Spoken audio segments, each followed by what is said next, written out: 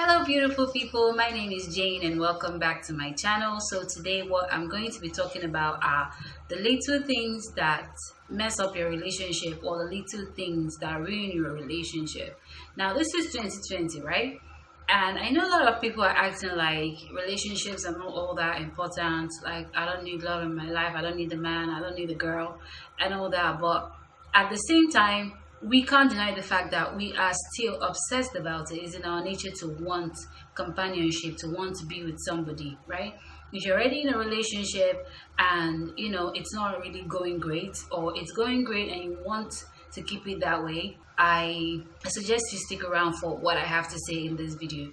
So I'll just get right into it. The first little thing that ruins your relationship: lies, right? And when I say lies, it's not like, okay, I told a lie, or I was asked a question and I didn't tell the truth. Most times people, kind of like downplay things, or like tell white lies, or don't tell the whole truth. For whatever reason, people feel the need to lie to their partners. And there's this question of, if I know that I'm not going to get caught, or I believe I'm not going to get caught, I don't really have to tell the truth, right? But the truth is, this is always a problem, because you never know what would happen. I know of a friend that had a one night stand in the first few months of her relationship with her partner, and 3 years into the relationship, they were planning their wedding. And it happens that her the wedding planner that her fiance chose, was the guy that she had this one night stand with the first few months of their relationship. And I mean, he was a stranger, right? Like, there was no way their paths was going to cross, but it did. And it kind of like caused a lot of tension. She just couldn't help it. Like, she couldn't hide it. When you're seeing the guilt was just way too much, and she ended up telling her fiance what had happened the first few months of their relationship. First, the wedding was cancelled. I mean, they're still together, but the guy felt like he doesn't really know who he's with, and he wouldn't just want to jump into a marriage with her. They're trying to work it through. But what I'm trying to say basically is, most times we tell lies because we believe we will never get caught, right? We tell lies because we feel like there's no way you ever find out. But that is not always the case. You never know how this universe will just decide to mess with you, right? And then what you feel like it's well hidden, is well buried. The bone is well buried in your backyard. You never know when a heavy rain will fall, and then it digs it up and it becomes a problem. So always try as much as possible to tell the truth in your relationship, because you never know how far. I know a lot of people that when they first start dating someone, because they feel like, we're not all that serious, we're not all that exclusive, you ask questions and then they say whatever. People hide the most ridiculous things about themselves, and then when the relationship gets serious and you start revealing things, you feel the need to be honest. The person you're with will now get the feeling that, do I even know you, right? So always try as much as possible to tell the truth. It's very important. Tell the truth, because you never know where this relationship will get to. You never know. You never know. There's nothing worse than being caught with your pants down, or you tell a story today and you tell the same story 6 months from now, and because that's the thing with lying, right? You always have to remember your lie. If not, you will get caught, because you can't always remember. If you're telling this person a different thing, telling that person a different thing, then at some point it's going to become obvious that you're a liar, and that's not a good look. Now, the second one is kind of like obvious, because when you lie and people know that you're a liar, they can't trust you. And if you don't have trust in your relationship, you're done for. I mean, a lot of people find out that their partners told lies and they try to work through it, but it's going to take twice as much work to kind of like fix it. That's if it ever gets fixed. Just creating that avenue where your partner always feels like, who knows if she's telling the truth, or who knows if he's telling the truth, is not really good look. I mean, you should be, because when you're a liar, you get caught in a lie, it's known that you lie. Your partner would always have that reservation whenever things happen. They wouldn't just, you know, trust you. And I mean, trust is like the backbone, one of the pillars of a strong relationship. And you want your partner to trust you. And if you don't tell the truth, that's not going to happen. So that's one of the reasons why you always have to be honest with the person that you're with, because you don't want to lose trust. You don't want to do anything that will destroy the trust they have in you, because once you lose trust, I mean, a lot of people are able to work through it, but most times it's not. It takes more work to try to get a lost trust back into a relationship than it takes to just be honest, or just be in the relationship. So I mean, that's very important. So the third one is change in communication. This one, a lot of people feel like it's not that big a deal, but this is actually very big. When you stop saying the things that you want, you want something, but you don't feel comfortable enough in your relationship anymore to say, I want this, because maybe because of this always happens because of past experiences. Maybe there was a time when you spoke up about, expressed yourself about something you wanted, and your partner didn't take it the right way, and you feel the need to not communicate your feelings anymore. That's a no-no. If you ever get to the point in the relationship where you're not comfortable to express yourself, you're not comfortable to ask for what you want, you're not comfortable enough to tell your partner that this is how I want it, or that's how I want it, then it's a very big problem. Because if you can't express yourself, you have a lot of things in your mind. You have a lot of things in the relationship that are just not going the way they should go for you. And then that's where resentment starts to build. And from resentment, there can't be love where there's resentment. All that love that you have for your partner, or you had for your partner, starts to die, starts to wither and die. So communication is very, very, very important, and don't take it for granted.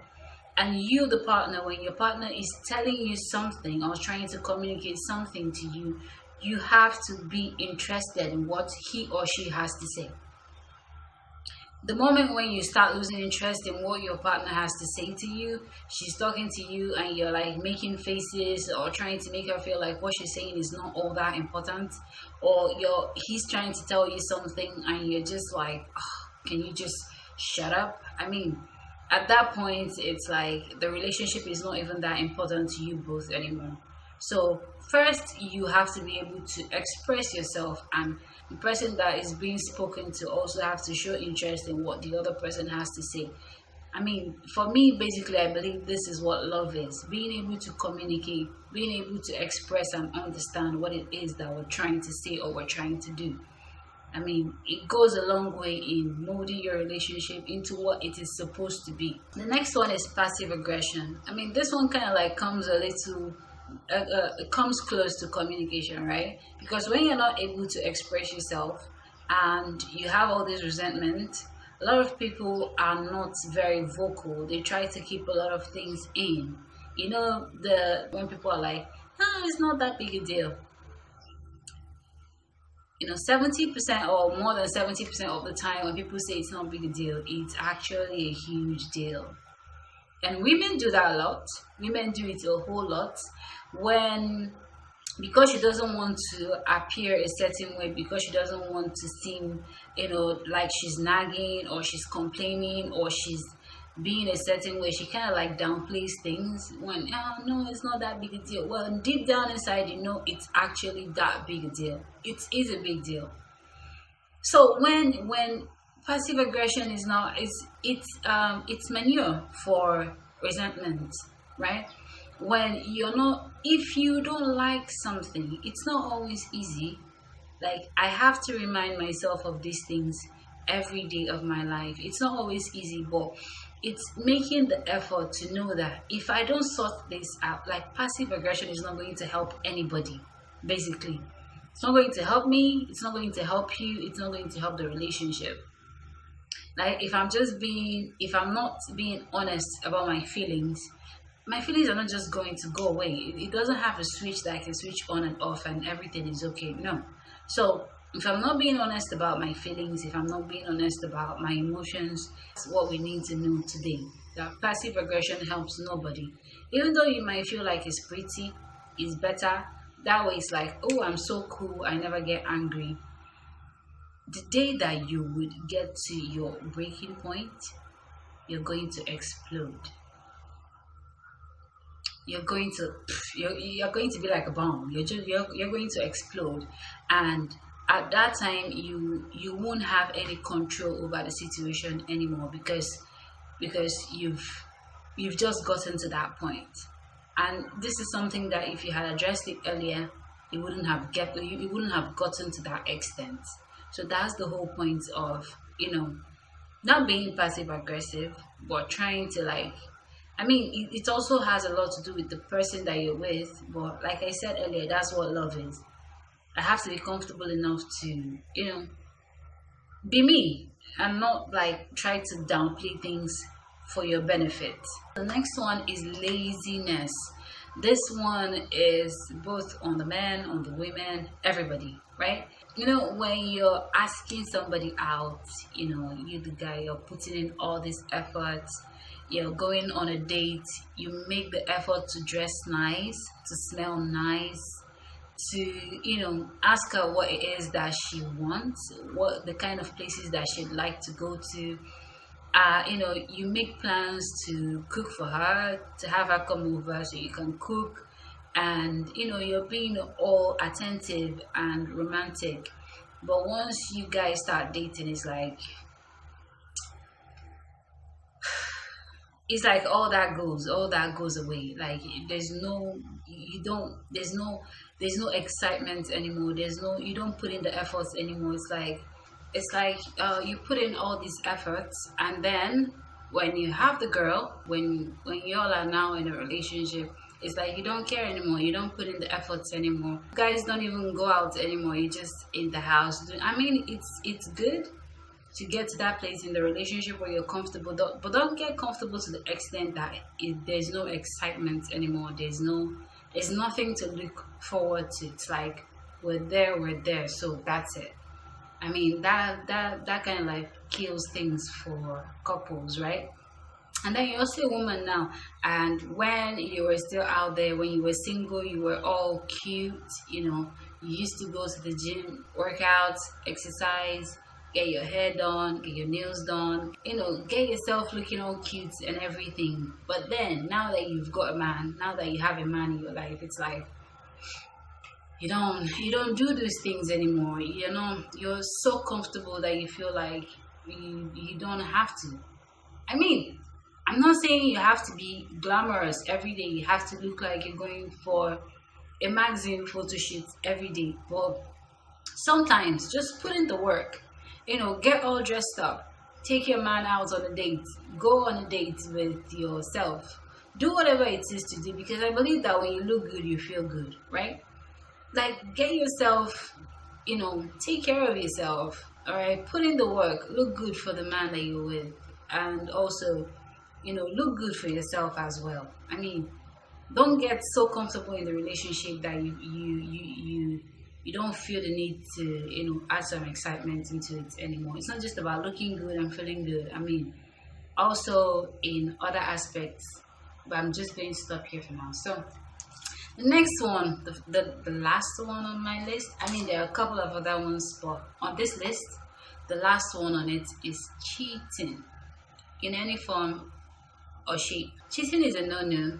I mean, for some people are different, right? Some people believe that it can happen and they can walk through it, but for so many people it's a no-no.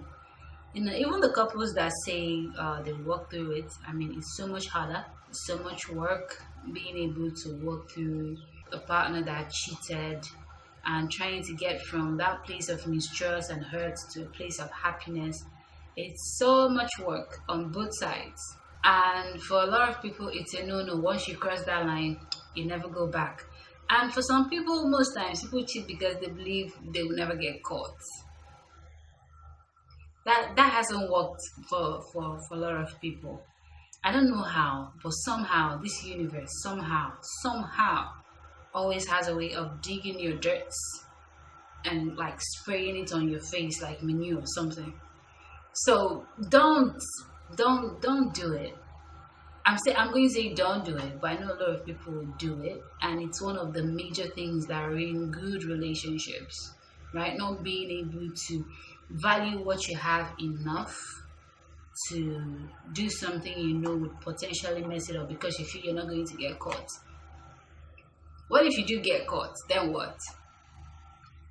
That's what should be at the back of your mind. I know some people are serious cheaters, like they can't help it. No matter how good their relationship is, they are still going to sabotage it.